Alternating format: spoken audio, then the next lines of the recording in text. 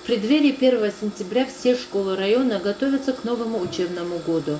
Учебный процесс будет проходить в очном формате, как обычно, но с соблюдением всех правил безопасности. По государственной программе РФ развития образования в 4 школах района идут работы по благоустройству зданий муниципальных общеобразовательных организаций в целях соблюдения требований к воздушно-тепловому режиму, водоснабжению и канализации.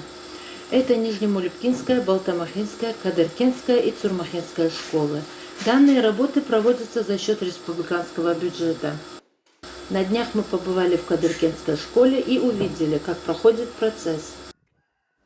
Сейчас в данный момент мы расставили батареи по всем стенам и уже переходим на трубы, установки труб.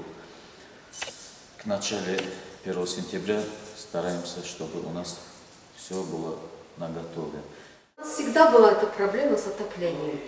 Всегда у нас было холодно, мы ходили в верхней одежде, сидели, и дети тоже так же. И вот теперь уже, когда у нас такое, что новое отопление, все поменяли, трубы, все такое, у нас такая радость и на душе, и дальше хочется работать. На самом деле отопление есть. Видим и радуемся.